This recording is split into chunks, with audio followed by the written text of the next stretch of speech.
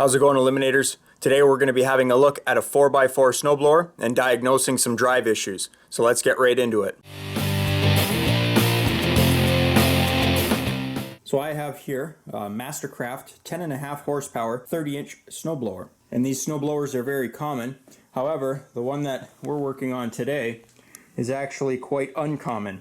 I wouldn't necessarily call it rare, but you guys are going to notice this thing's a 4x4 and I wanted to do a video on it because it's super cool. The only real difference between this and your standard 10.5 30-inch MTD snowblower is the drive unit that they bolt onto the axle. So there's a boomerang shaped steel enclosure here. It's two plates that are bolted together, and inside of there they have some gears and a chain that runs around with an idler pulley in there to keep tension on the chain. Now the drive system on this snowblower works perfectly fine. It goes forward, it goes reverse. So what I'm gonna do today for you guys is take apart the drive system, see how it works, because I have an issue with the bushings. So I'm gonna lift the back end of this machine up.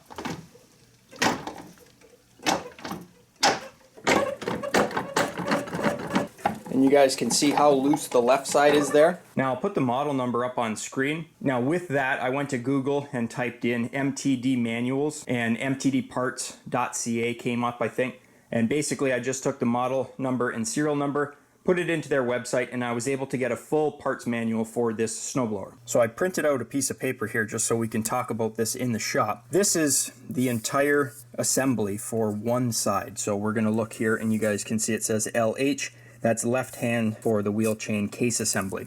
So like I said, there's two metal panels, which we're gonna rip apart in a second here.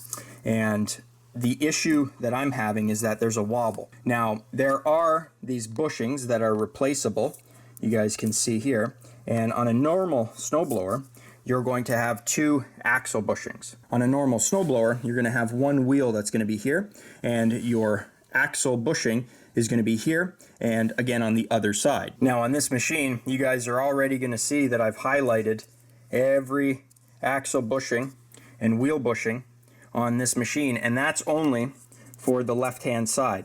So there's 6 bushings per side for a total of 12 just for the 4x4 drive system, and then there's an additional 2 bushings on the main axle itself for a total of 14 bushings. And you guys can see here those bushings are going to cost me $8.33 each. And the part number for that is a 714-0598. It is a hex flange bushing, and it has an internal dimension of 0.752. Now this 741 number has been superseded by a 941, but the 0598 is the same. Now I didn't go ahead and order those 14 bushings just yet, because I'm not too sure if we're going to need all 14 of them. So today's video is just going to be a breakdown of one side of the drive system, and then we're going to take a look at exactly how it works. And once I know which bushings I need, I can go ahead and order them and then do maybe a part 2 follow-up and see how much play is taken out of the axles once the new bushings are installed. So the first thing I'm gonna do is use my floor jack, and I'm gonna go under the access panel and lift up the rear of the snowblower just until the wheels are off the ground. Now I'm choosing to start with the right side, even though the left side is definitely worse. I'm still gonna rip apart the right side because I wanna check these bushings as well while I'm at it. So the first thing I'm gonna do is remove the bolts that are holding the wheels onto the axle. Okay, so this tire had a bolt in it. This one has a pin. The bolt came out, and thankfully, that's not seized too far back on there, so I should be able to just pull that off. So now that both wheels are off, we now have access at the drive system. Now there are quite a few bolts that go around it, and they are 3/8 bolts. Now that we have all the 3/8 bolts removed, there's going to be a 9/16 nut and bolt that goes through the paneling there that we're also going to have to remove. What we're going to do now is just try to work this panel back as best as I can. And we're going to see that we're finally getting access at our drive system here. If you go ahead and grab this outer panel and you just pull it, these sprockets want to come with it, right? See how that kind of all wants to move in one piece? So what I'm doing is I'm pulling on this panel here, and then I'm using my rubber mallet to tap on this axle so that I can just show you guys what it looks like instead of just taking it all apart and having the pieces fall out. Okay, so I've gone ahead and pushed the outer panel back in just a bit. It's getting caught up on the outer edges just because of the rust, so I took my wire wheel on my drill just to clean up the axles a little bit, and then I'm gonna try this again. So these axles are proving far too difficult to remove on the outer side. On the inside, they slipped right out, but on the outer side, because this is where the bolt goes through, there's a little bit of burr on it, and it's getting hung up on the bushing. But I'm gonna have to clean them up with a flap disc. The axles just pull out from the inside housing so simply. I'm just gonna go ahead and bring this over to my workbench, and I'll punch out the axles there. And just looking at the bushing here on the back side, we can see there's quite a bit of play there. Coming up to what is the front one, we can see there's even more play on that one. So I'm definitely going to be replacing the wheel bushings. As far as the axle bushing goes, the play on this entire unit on the right side wasn't as bad as the play on the left side. So the outer one might be okay. Like I said, guys, there's going to be 6 bushings on either side for a total of 12 bushings, and these things aren't cheap. Even on eBay, they were about $7 each. Now I set this up in my vise so that I can go ahead and punch out these axles here. It'll be much easier to do, and that's exactly what's happening. See this right here? We're just getting hung up on the burrs. So if I can go ahead and just hit that quickly with my flap disc, I should be able to clean that up.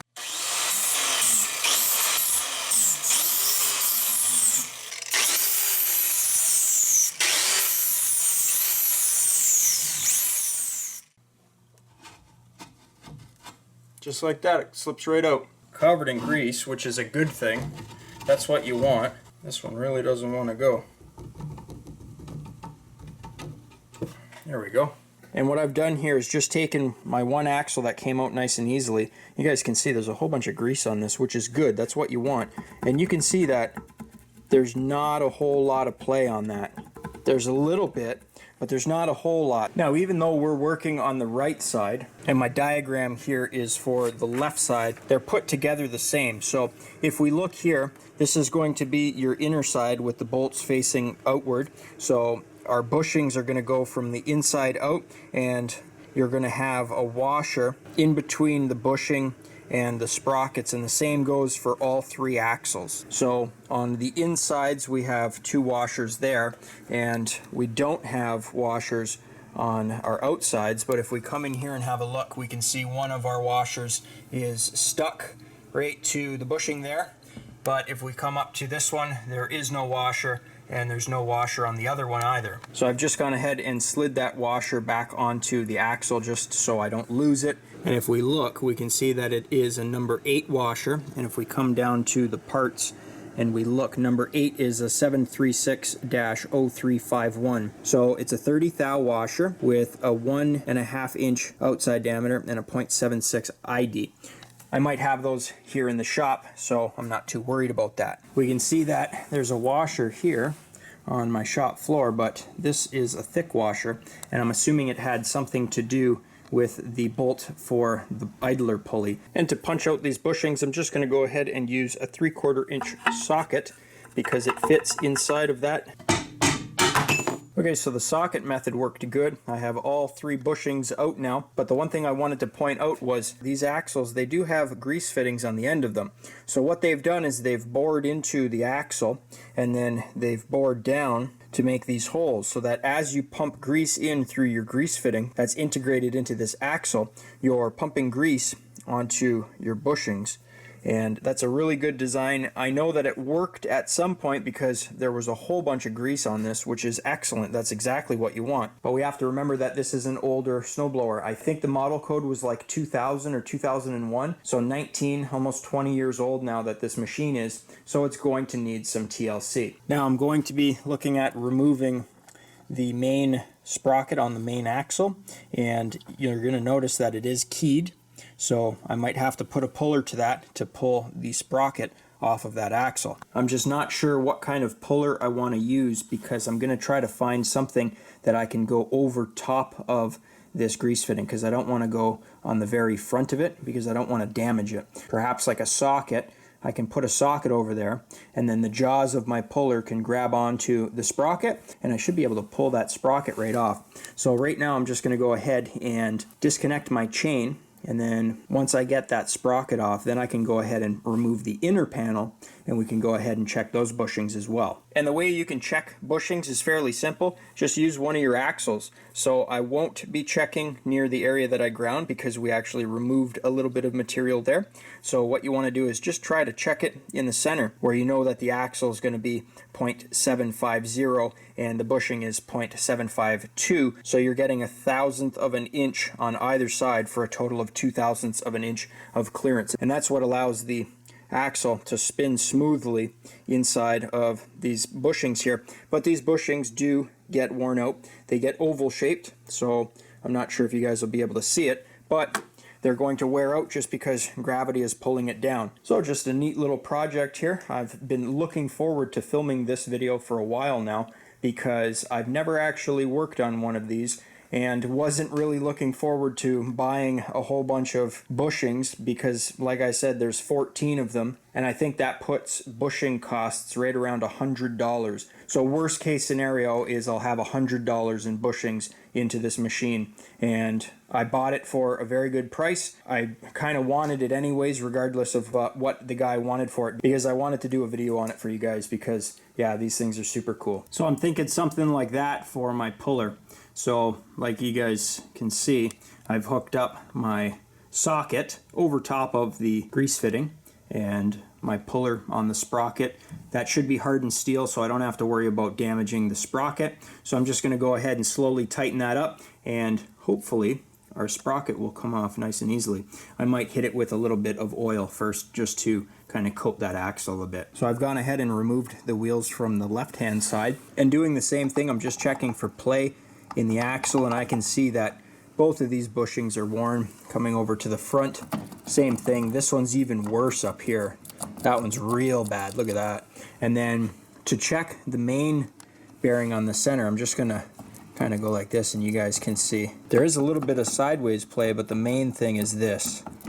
The main bushings on the axle in here in the center, they're actually pretty good. I'm lifting up and down on this, and that's hardly moving. So the main bushings are good, but all of these are bad. So I repeated the process on the left side, got the outside panel off by removing the 8 3/8 bolts and the 1 9/16 nut for the idler. And these axles on the left side didn't have any burrs on them, so the panel just kind of slipped right off. It was real nice and simple. But we're going to notice right away that on this side, the chain goes around the idler pulley towards the front. And if we look here, the chain goes around the outside on the top main sprocket and then back around the rear side of the pulley. So what I'll do is go ahead and print out the right side diagram just to see if there's a difference, because if I remember correctly, the chain was routed on the other side, on the right side. So I just want to double check that to make sure